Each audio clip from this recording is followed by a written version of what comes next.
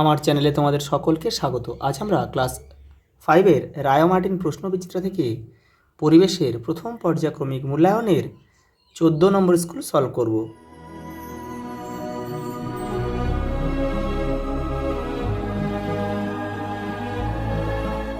প্রথম প্রশ্ন দেখো, হৃৎপিণ্ডের শব্দ বোঝা যায় যে যন্ত্রে, তা হলো স্টেথোস্কোপ। ওআরএস বানাতে লাগে নুন, চিনি, জল। কাকাতুয়ার ঝুঁটি হলো আসলে জমাট বাঁধা পালক। শূন্যস্থান পূরণ করে দেখো, বলেছে নামে একটা জিনিসের জন্য চামড়ার রং কালো হয়। মেলানিন। মেলানিন। গন্ডারের খড়গ আসলে জমাট বাঁধা চুল।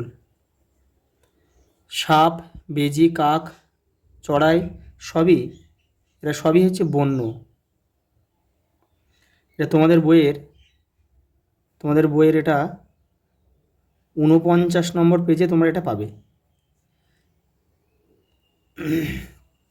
পরেরটা দেখো, জলদাপাড়ার জঙ্গলে বড় বড় কালো গরুর মতো যে জন্তু আছে তার নাম হচ্ছে গৌর। পরেরটা দেখো, ট্যাংরার কাঁটাগুলো এক ধরনের পাখনা। এটা তোমাদের বইয়ের 55 নম্বর পেজে তোমরা এটা পাবে। পেঁচা, ঈগল এরা হচ্ছে শিকারি পাখি। হাড়গুলো অস্থির সন্ধিতে দড়ির মতো একরকম জিনিস দিয়ে লাগানো থাকে, তাকে বলে লিগামেন্ট।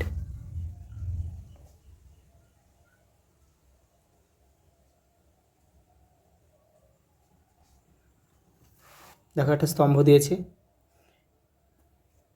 মেরুদণ্ড, ভার্টিব্রা বা কশেরুকা।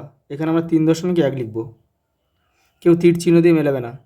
যক্ষা হচ্ছে ডট চিকিৎসায় সেরে যায়।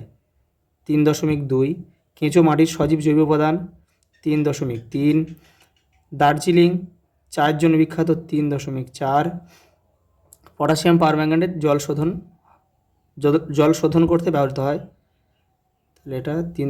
এটা কিন্তু মাছের ঘাস হারাতেও কিন্তু পটাশিয়াম পারম্যাঙ্গানেট ব্যবহার করা হয়, জলে ব্যবহার করা হয় আর কি।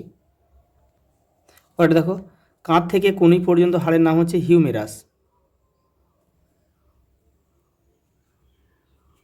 ওটা দেখো, ত্বক বা চামড়াকে বর্ম বলা হয় কেন? দেখো তোমাদের বইয়ের 1 নম্বর পেজে উত্তরটা রয়েছে।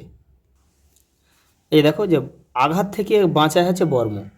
ত্বকও তেমনি, বাইরের আঘাত ও সূর্যের আলোর অদৃশ্য অতিবেগুনি রশ্মি থেকে আমাদের বাঁচায়, তাই কিন্তু ত্বককে বর্ম বলা হয়। পরেরটা দেখো, চামড়া দিয়ে তৈরি কয়েকটি জিনিসের নাম লেখো। ব্যাগ, জুতো, বেল্ট।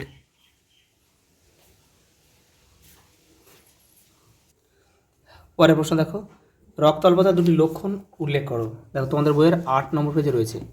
এই দেখো, রক্তাল্পতার জন্য নখের মাঝখানটা চামচের মতো হয়ে যেতে পারে, নখটা ফ্যাকাশেও হয়ে যেতে পারে। লাস্ট প্রশ্ন দেখো, জীববৈচিত্র্য কি? কোনো অঞ্চলে বিভিন্ন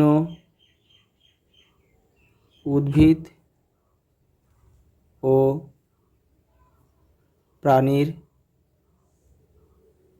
একসাথে বাস করাকে